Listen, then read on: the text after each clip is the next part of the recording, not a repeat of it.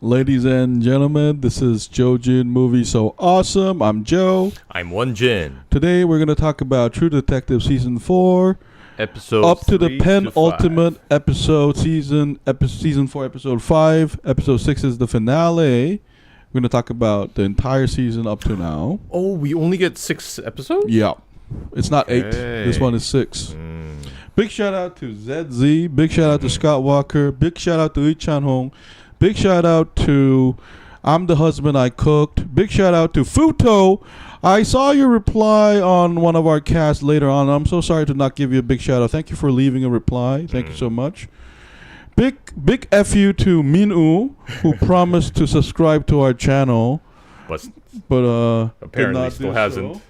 Happy New Year, Zizzy. I'm so sorry for the delay. This is my fault. I said 9:30 p.m. KST Korea, but I was held back and I arrived late. I'm so sorry if you were waiting. My deepest apologies. On Lunar New Year's, we usually spend a lot of time with our family. Yeah. So, yeah. Yeah, I was basically kidnapped by my family by kindness and love, and then I could not escape. Hey, you're going to... Scott Walker, what's up? What's up? Lots to talk to you. Thanks to you. Big shout out to Scott Walker. But anyway, Won-Jin, I'm going to go first. Okay. Oh, happy New Year, Lee Chan Hong. Big shout out. Big shout out to Lee Chan Hong, baby. Hell yeah, our most loyal subscriber. We have 3 most loyal subscribers. They're almost loyal. Maybe we should do a battle royale with a Galaxy Fold 5 as a prize later on. But thank you so much for joining in. Happy New Year, guys. Hey, how we can talk Free Willy? Okay, yo, Scott Walker, Free Willy. Want you to watch the first one? Yeah, I managed to watch the first one. Listen, this is a promise. We're gonna talk about True Detective for 30 minutes, but if your demand is high, one thing, me and Won-Jin talk, but we're gonna talk about True Detective season 4 up to episode 5 on this cast, and we're gonna try to keep on topic, because there are a lot of our subscribers. I think our 31 subscribers actually come and later visit our video again. I've noticed. So we're going to try to keep on focus on this cast. But afterwards, me and Won-Jin, maybe we'll do a 15-minute to 30-minute like free-for-all talk podcast afterwards, okay? So this is a heads up, okay? So this one, we're going to try to focus on True Detective. But anyway, all spoilers ahead. Here we go. Won-Jin, I want to say something first. Okay. Yeah, episode 5 was mind-blowing. Let me tell you something. I bet my bottom dollar that polar bear is real. You know, because episode 5 dropping today in Korea time was a surprise to me and Won-Jin because of the Super Bowl. I had no idea it was being released. But after I watched episode 4, I knew something was up when they first meet Otis, right? And he only has one eye missing. And that's exactly like the polar bear. And during episode 4, Clark, later on, Otis tells Jodie Foster that Clark was wondering how I survived it, right? So I think the polar bear actually survived whatever that happened to that event at the cave. That's why it managed to scratch one eye but kept the sanity. And I'm convinced by that because polar bears are very known for their durability. They're big animals. So I'm betting my bottom dollar that the polar bear is actually real. Joe, I was talking to my friend about that polar bear. If you watched Kingdom Hospital miniseries, you can see the similarities. Yeah, because the show is intentionally making us confused about what's real and not real, right? But I think the polar bear one eye missing doll is like a red herring. I actually think that polar bear is real, and I think that's going to be the big reveals at the finale later on. What happened to the polar bear? But the polar bear just comes and goes. Yeah. No, but I think it somehow managed to keep alive, and I think the one eye shows that whatever, let's call it a delirium, okay? Delirium midway, you can keep your consciousness, I think, while you're scratching, and I think the bear survived just like somehow the Otis survived, and that's one of my big guesses. Yeah, in Kingdom Hospital, there was an ant tail with a girl. The ant think it was a sin eater. Okay. There's a lot of symbolism there. But I gotta also say I was a little bit bored on episode 3. I was a little bit bored. Episode 3 was it's getting all fumbled up. Oh, okay. Oh, What I'm was wrong. episode 3 about? Episode 4. It's the one where Julia kills herself. Navarro's sister. Navarro's sister, and it has to Angie's do with sister. Jodie Foster's stepdaughter. And then it was building up on the Wheeler case, whether it was a murder-suicide or not. And I felt like, I don't know, episode 4 kind of was a little bit lazy for me. But episode 5, like, fine-tuned it, put it on track again. And I kind of felt that episode 5 was longer than the other episodes. It was an hour and 3 minutes, I think. Yes, I think it had like 10 more minutes of stuff, I think. And it was packed with a lot of surprises and a lot of very intense scenes. So, like you said, it kind of made me forget what episode 3 and 4 was about. Yeah.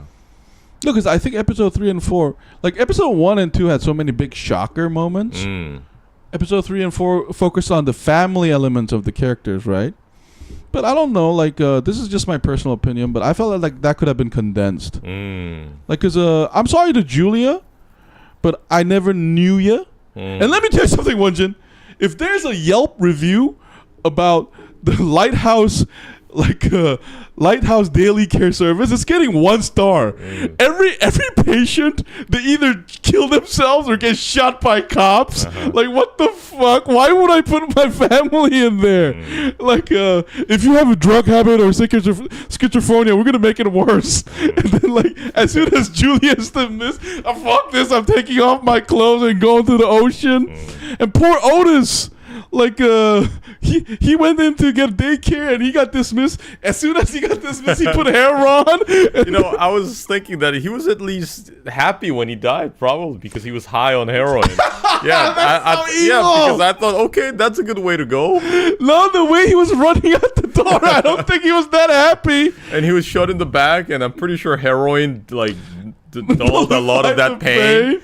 And then he was probably like half high and half, I don't know, half asleep, and then he got shot in the head without knowing. No, but so I'm pretty sure he went in peace. No, but the funny thing is, like, when they called the daily care the Lighthouse, I knew it was kind of like a symbolism for madness. Because Lighthouse is known to, in like the 19th century and 20th century, it was a place where it symbolizes madness, sort of. It's like a place where sailors can check, but it's also like where they get the delirium. I see a lighthouse, but it's not. It's like a oasis in the desert, right? So I like that name at first. Kind of like a mirage. Sure, yeah. But as soon as I saw that heroin junkie get clapped, I was like, I'm never going to that daily care. Like, and there's only one, there's no patients that I saw other than that, and that one dude on the clerk.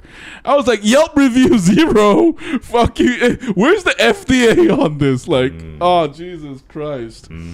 But all jokes aside, I did love how the show make us empathize with Hank. Yeah. Because which was really strange because, I mean, yes, it's good that we see a lot of these dimensions of Hank, but I think pretty much similar attention should have been given to Julia. Because because she meant a lot to Angie. Hey, here's one problem I have, though. This is one problem I have compared to True Detective season 1 and 3, okay? Like, they threw us so many hints that I was a little bit disappointed that there wasn't more malicious plan going on in the town. Like, when that center boss turned out to be the mining firm executive, parent company, whatever, and she's telling Hank to do, like, she's basically Mafia, right? Like, you got to get rid of the problem. I own you, bitch. Yeah, but I was a little bit disappointed at that, because I honestly thought Hank was some kind of like a white supremacist. Like, he was the leader, like a peacemaker from Peacemaker's dad. Yeah, from that, and with all the boys and the truck and everything. Yeah, because when I saw the trailer, I thought the white cops and the mining guys are all like a cartel, like a secret cult or something. But it turns out it's just straight corruption. So like I am a little bit worried what the cave is going to be about. Because they threw, Won-Jin, they threw every hint at us. Is it the thing where that virus, like adopts you and kills you? But I have this bad feeling that it's all going to be some kind of like a one serial killer guy. Like Clark. That dude is a serial killer that killed everybody. But we're going to talk a lot about theories, guys. So I'm kind of concerned that it only has one episode left. Because I think it has a lot to cover. It's loose ends, right? Yeah. And I did... And I wish... Like, for me, like, there were too many side characters that I feel like won't be fulfilled near the end. Because that's one thing I think True Detective, like, season 1 did well. I mean, for all of you who did watch the first one, yeah, True Detective gives me a heavy school vibe. Yeah, I mean, Scooby-Doo vibe. Yeah, Scooby-Doo vibe. Hey, but here's the thing, though, guys. I wish they gave us like a more clear cut. I have a problem. Like episode 4 ends with Reese bleeding in the ear, right? Like. Episode 5, why aren't they talking about it? Like, why isn't Jodie Foster asking her, so what happened to you back there? Yeah. What's up with that? Yeah. They just kind of skipped it. It's like, you remember in episode 2, that one guy screams, ah! Yeah, and then like, no one talks about it afterwards. He's in the hospital, like there's a coma. Like he was out there in the freezing cold for all that time. The others are all like frozen to death or dead and then frozen. Yeah. But he somehow managed to move and scream. Yeah, no, it's like, so here's the thing. Like, Jodie Foster, I was honestly expecting like episode 5 for Jodie Foster to say, so what happened back there? I was waiting for backup at end. I was about to face somebody I never met who's a junkie. You let me alone, partner. What happened down there? Like, why isn't she saying, I saw my sister... like I was going crazy, and I felt like episode. Yeah, you are right. There are so many questions left for that, and I felt like episode 5 should have answered us who shot Wheeler. I'm kind of disappointed that they're like taking too long to answer that. Because I don't know if you watched season 1 of True Detective, but it answers that pretty quickly. Like, so I mean, Won-Jin's in the middle of season 1, so he's gonna catch up with us soon. Am I still confused if she killed that guy? Yeah, like what's going on here? It sounds like he's been murdered by the cops, and before Hank, got shot by his son, he also, I think he said to Jodie Foster about the Wheeler case. He said something about the Wheeler case. But in the scene before, like it turns out Hank did access Pryor's notebook, so he knows. But Hank asked Jodie Foster directly, so who, like, did you kill Wheeler? But still, the problem is, we don't know if it's Jodie Foster or Reese. So that's the problem. Yeah, I finished them 1 week ago, season 1 through 3. Yeah, they're amazing, right? Season 1 and 3 are really great. Season 2 is a little bit trash. But each season has a theme going for it. This one is very, very Cthulhu Night. 1 is very horror, existential threat. And, 2 is a little bit like Xanadu and Sodom and Gomorrah. And episode 3 is very, it all has its own mood. Native American vibe there, too. But anyway, back to this. I don't know. So, I wish they would give more, like, concrete hints for us to bite at.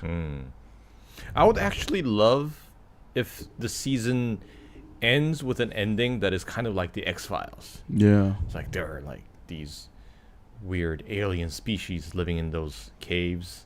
Or the thing, or the virus, or ancient evil, right? So it's kind of like the prequel to Resident Evil or something. This mining company is actually like a front for these experiments.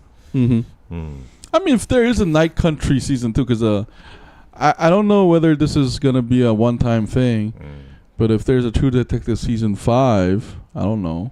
But I think that they're going to try to keep it independent. But I'm very worried now because... like episode 1 and 2 are my favorites so far. Like 3, 4, 5, it was either too too slow, or maybe they should have gone for longer. I wish there was a subplot because if you watch episode 1 and 3, the great thing about 1 and 3 was there were 8 episodes, but around episode 4 and 5 there was a middle climax. Season 1 and season 3 had 2 climaxes.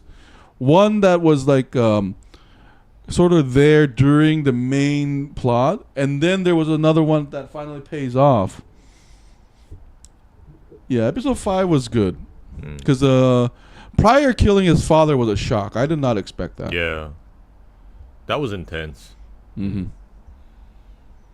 Yeah, but I also really like the dialogue there. Blood is blood. What did he say? Remember, blood is blood. So he's basically saying you should take my side, not La yours. familia es todo.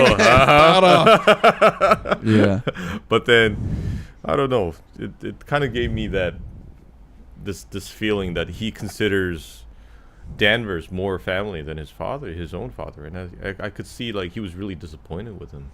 no, but they did play with our expectation because Hank did tell him that when you were 9, you fell in the water, and I rescued. I think that's a hint for episode 6, in the finale, because I think Jodie Foster, one of them is gonna fall underwater, and one of them have to save them, and you know. But another great thing was Hank said something similar in episode 2 to Pryor when he slapped him, something about family. So I thought, you don't steal from family or something. What did he say? something like that. But I thought Hank was gonna be like the Tuttle family, you know, because in season 1 Tuttle family is a huge character. Yeah, I was wondering to myself because that name is also mentioned in this episode, and midway into season 1, I realized that Matthew McConaughey's character is from Alaska, like you said, the name Cole. Yeah, is mentioned here. Yeah. I mean, he listens to whatever she tells him to the point where his wife threw him out of the house. Hey, I can answer that question for all of you. Because, no, you know what that is about, Zedzi? The show is called True Detective, right? I mean, Jodie and her have a mother-son relationship because Jodie lost a son and Pryor doesn't have a father. But you know what's that about? Oh, he doesn't have a mother. Yeah, exactly. But I'm saying that because the show Jodie Foster keeps telling Pryor to ask the right question, right? That's about being a true detective. Yeah. So I also heard a lot of that from Matthew McConaughey. He's like, ask me the questions. Yeah. Ask me the right questions. So like that to answer your questions, there's a bond between true detectives here. And here Pryor is on the same like genealogy basically as Jodie Foster. Because in episode 4 and 5, basically Jodie Foster is forced by the bureaucracy to give up the case. But that's reminiscent of season 1 and 3 because a true detective, it doesn't matter if I'm a cop or not. You still have to find justice for the victims. So, like, I think the show kind of answered that by showing that Hank was enough detective to care about the Wheeler case and find out for himself that it turns out Wheeler was left-handed. The photo was Photoshop. So, like, if you're gonna kill yourself, you're gonna use your main hand. And the punch to the wife was also left hand. So Hank not only like concretely proven that Wheeler couldn't have shot himself. That just means 2 of the cops who heard the distress call is one of the killers. So at last, Jodie Foster is like it's true. It's a detective to detective talking. Like ask the right question. Ask the right question. And Hank, like Pryor has the balls to say, "So did you kill her?" It's so hilarious that at that point she says that sometimes you have to know when to stop asking the question.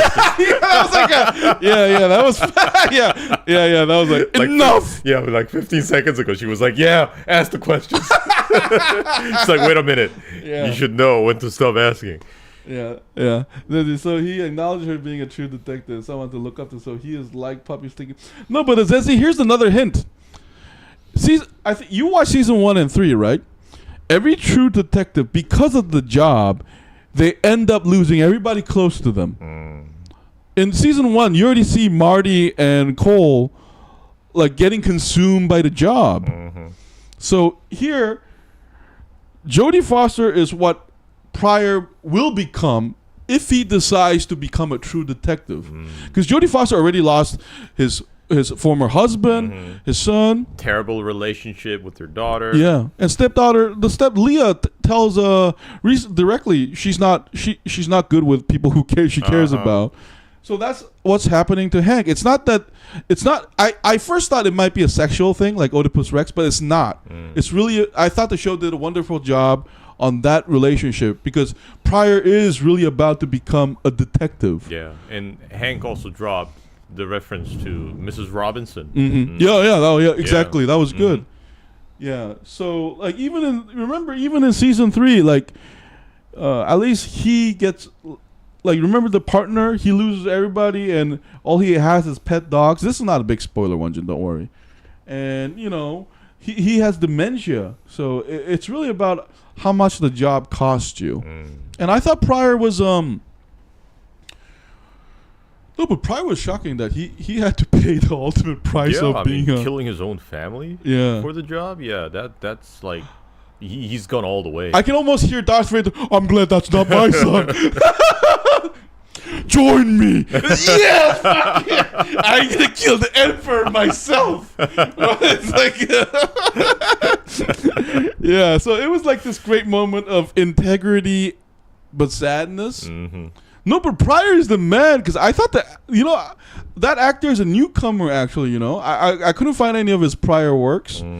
But when Jodie Foster said, "That's your father," and that scene was great. That scene was acting between Jodie Foster and the actor. Like that was really, you could tell it's like a mixture of a lot of different emotions, sadness, also fury, but about the job, right? You got to go to that cave. So, but here's the worry though: the last episode better blow my fucking mind. Yeah. And I really like this theme of night country because I realized like halfway into season 1, everything's bright. I realized like that, like the way everything's shot, it's like under sunlight, and it kind of makes me want to wear sunglasses while watching it because it's basically like palish bright. But with this season, everything's so dark. And the very fact that everything is based in Alaska, it kind of obscures the boundary. Like the sea and the land and the road and the ice. Everything's so obscure. I really like that theme because I remember that like there was a similar theme with this movie called English Patient. It happens in the desert. And it's also thematically, it makes sense because there are no boundaries there. But anyways, so I like this theme of night country. And if the last episode doesn't blow my mind, I hope they have like a sequel season to continue on with this thing. I don't know though, like they've been dropping so many hints. But if you watch season 1, I mean Zedzi, I think you and I we can talk about this, but season 1 also have, if you watch season 1, I can't help but notice though this season is very similar to season 1. If I'm very cynical, if I put my cynical hat on, I can almost argue that this is like a female version of Cole and Marty. And because even in season 1, the last episode goes to this very strange place. So if they're going to do that, that's a very great. But Won-Jin, there has been hints of 2 hints. One is everybody drinking water. So water is evil and terrifying. That makes sense. Water is life and death. Because depending on the context, the ocean either devours you or its life saves you, right? So there's an evil aspect there. Another thing is how I think episode 5 hinted at what's to come because remember when Reese was getting rid of Judas's ashes? Like the ocean cracks, the ice cracks, and she has to lay flat. And the crazy professor lady has to say, "Come, I'll grab your hand." So I do think we're finally going to enter the dark. Whatever that subterranean cave is, it's going to be pitch black. And I like that mode, though. But here's the thing. X-Files. Yeah, here's the thing. After going in there, I mean, we saw a whale like a fossil, right? And the corporate executives, like, they can't find a cave. So what is in there? That's the question. Is this some kind of evil water defibrillator, or is it some kind of a virus? Is it a creature? Is it Clark there, like masturbating to whales and to polar bear bones, saying she? Because and here's another thing we haven't got the answer for. Who is she who has awakened? Who is she? Yeah, it's called the Dark City or something, isn't it? Yeah, it's one thing about the X-Files TV show. I don't understand why didn't they do an episode about Bigfoot. Doesn't make sense. Yo, Scott Walker, your fascination with Bigfoot disturbs us. You've been talking about that a long time. Maybe that could be a good topic about strange creatures. No, but I'm joking, Walker. But I do wonder, like, what's down there. The Fortress of Solitude. No, but I think it's not Superman. It's the Supergirl. So she's awakened. Hey, here's the thing. I think it's some kind of What? It's like a medical thing. I think, like a medical thing. Yeah, like because Otis and the polar bear is the hint. Like, why can't you stop yourself from mid shock? Like, that's my question. I think because one of the things I think the reason why Otis and the polar bear survived is either Otis was on some medication. I know he was a junkie after the event, but whatever it was. And I think polar bear survived for the simple fact that it's big. So whatever happens, like, I think he could have stopped mid-delirium. That's my theory. Yeah, I expect to find some kind of mass grave with a lot of human remains. And also those animals. Remember, episode 1 began with those deers? Yeah. Or caribou, I think. Yeah, they all ran and jumped somewhere. Maybe that's where they are. Hey, you know what? So maybe there are a lot of bones there, right? Not just the whale bone that one of the professors said. Oh, another thing I want to say is Jodie Foster should be called the town motorcycle because everyone had a ride, right? Like, I wanted to say bicycle, but I don't know if that's politically correct anymore. But she sure handled the death of the family really well. Yeah. I mean, but anyway, shall we give a number grade? I would give this episode 5. Yeah. Oh, that's right. We're doing like 3, 4, and 5. 3, 4, and 5. I think episode 5 is the best out of these 3. I would give this like I think I would give this 8.5, maybe 9. The reason why I don't give it a 9 or 10 is because of like a few scenes that kind of bother me. One is the corporate lady. Like suddenly turning all mafia. I thought that was a little cliche. Out of nowhere. Yeah, and also the fact that Hank was just a corrupt cop. I thought he was more complex. It was just about money. Yeah. And that's it. Jealousy too. Yeah. And I also hope that there would be a more dramatic event at the protest. I think one of the problem is they try to mix too many things into, because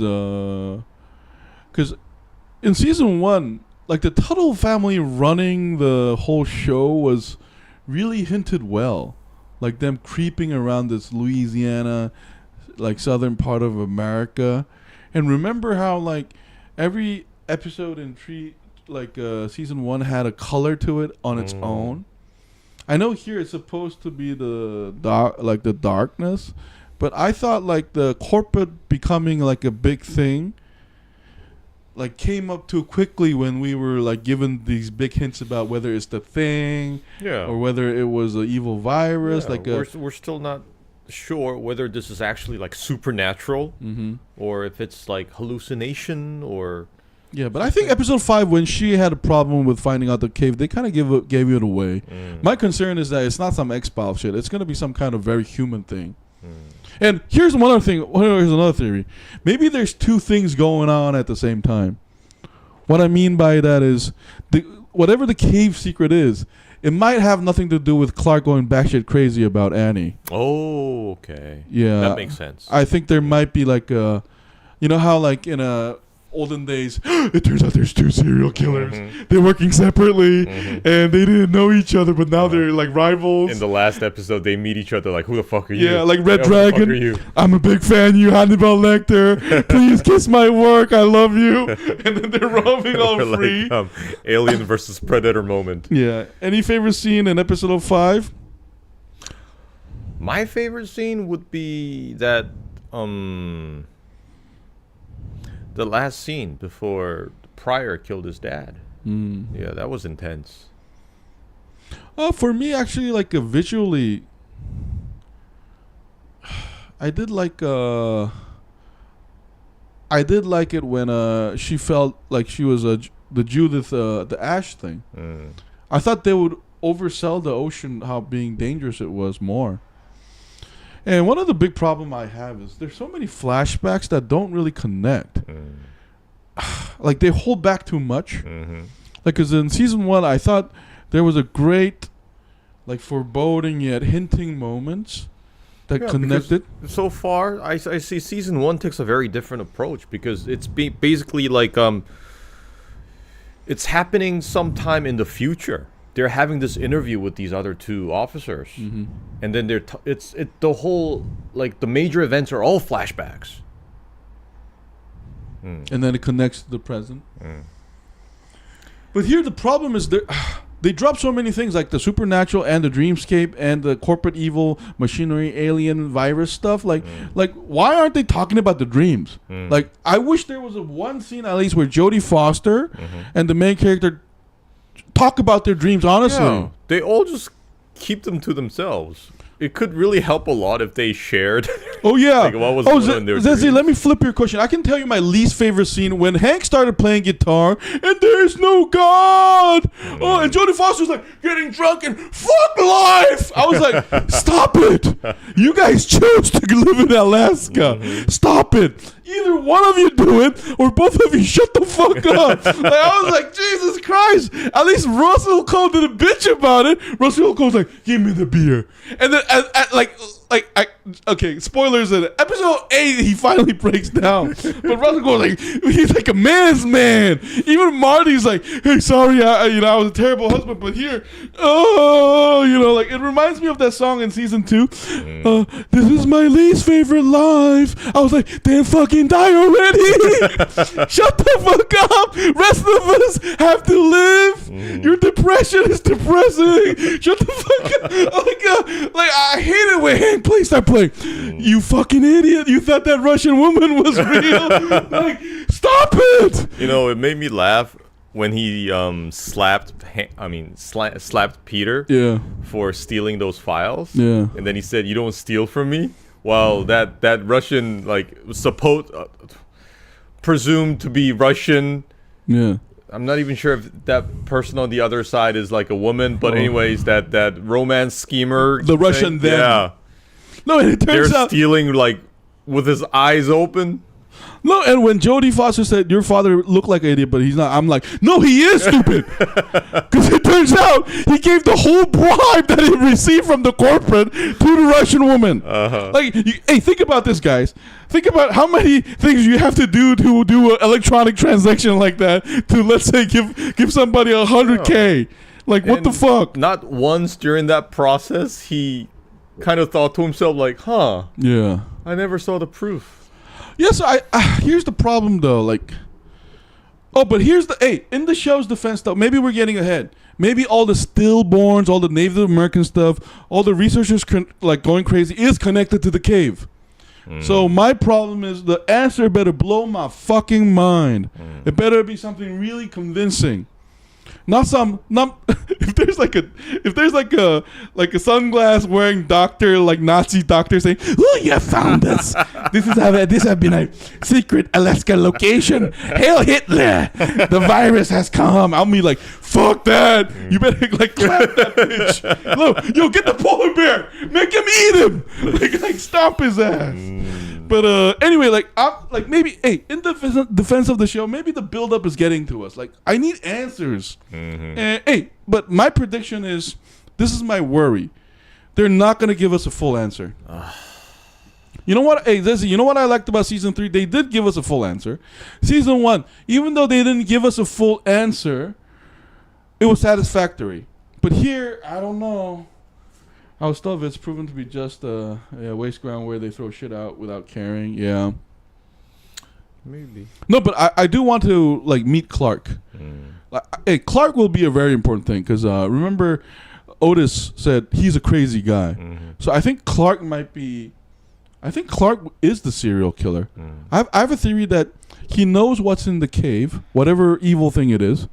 It's a corporate waste program, medical program, virus. I think Clark is intentionally using that to kill people. Oh, okay. To make it.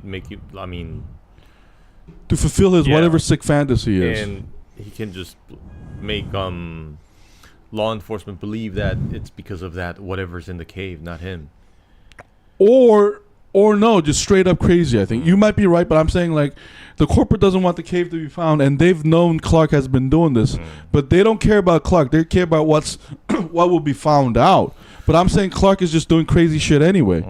And one thing I really kind of thought was funny about my favorite scene after shooting Hank is the fact that they just decide on site so quickly to basically like dump his body Mafia style. And I was thinking to myself, but aren't they the officers of law? I'm like, what the fuck is going on? I mean, yes, maybe to get traction on this case, maybe she sneaked some heroin out of the evidence room and gave it to him. That's okay, but whoa. No, but you gotta remember, Jodie Foster done this before with Wheeler. He's like, I've done this before.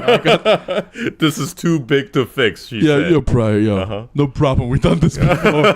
It's like, and then you can almost hear like there's a text message from the Shield, and then say, "Good job, girl. I taught you well in LAPD." That's how you get rid of a body. My God. Yeah. No, but here's the thing, though.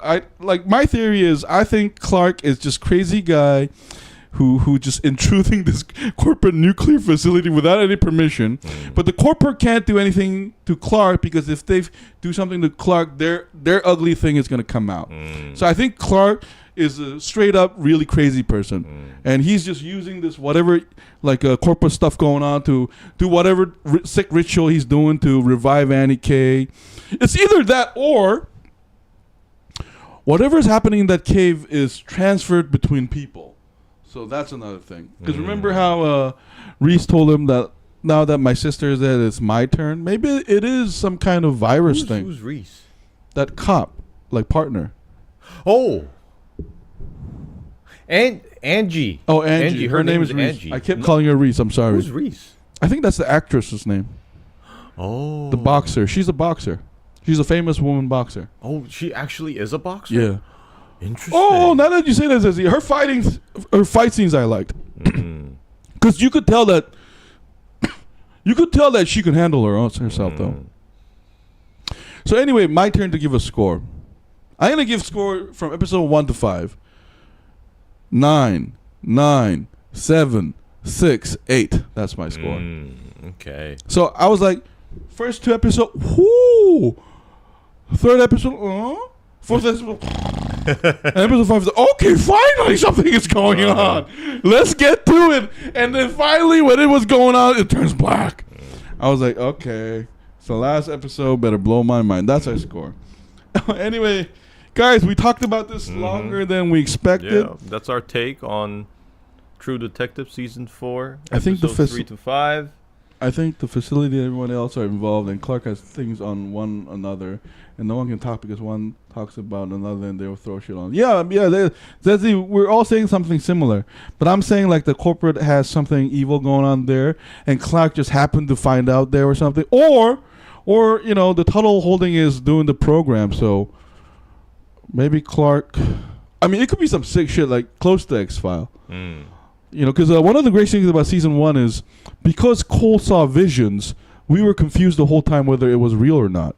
So they're doing something similar here, but I think the last episode, like Angie might see like a vision at the end again during the climax or something, and that's a possibility. The problem is anything goes because But I bet my bottom dollar that polar bear is coming back again. Mm-hmm. Oh, you know what would be hilarious? The polar bear appears during the final battle. Oh, and just picks one and eats it. No, not that. But he pulled out one remaining eye and just go berserk like Samson. And he goes delirium again. That'd be nice. But anyway, guys, thank you for tuning in. That's our review of up to the penultimate episode, season 4 of True Detective so far. We will take a short 3 to 5 minute break, and because we have a subscriber request from Suckwalker, we will have a channel where we talk with y'all, and we'll make up a funny title so that you can join. If the polar bear appears in the next episode, it confirms that it appears only when someone dies. Oh, that's a great one. Interesting. Oh, do you think someone will die out of the main characters? I don't think anybody will die. I think that professor lady might die. Or maybe she's also in on it. It could be. Maybe she's part of this entire project because they dropped the fact that she revealed the fact that she's a professor. So maybe she's also a researcher. Oh, you think she's the snitch on the ground for the corporate? Or maybe she's the true mastermind behind all this. Maybe she's already dead. Oh, that's a good one. That's some Sixth Sense moment. No, because we never see her interact with other person besides Angie. I've been saying Angie as Reese, though. I'm so sorry. No, wait. No, but this. Hey, she's real because Angie told Peter to. Yeah, to get to her. And maybe if Peter gets there, he finds nothing. Yeah, she's not there. Holy shit. There's just the debris. But anyway, guys, thank you so much. This has been Jojin Movie So Awesome. I was Joe. I was Won-Jin. We'll be back in 3 minutes. We'll bye. Back. I see dead people. It's so cold here. Farted. The moon spoke to me tonight. The moon said, I must rob Won-Jin of $5 and shove it up his ears. And that will give me blessing for the remaining decade. He told me. The moon didn't even say that he was going to rob me. Lunas patustas. Lunas patustas. Let me hold $5 from you. Lunas patustas.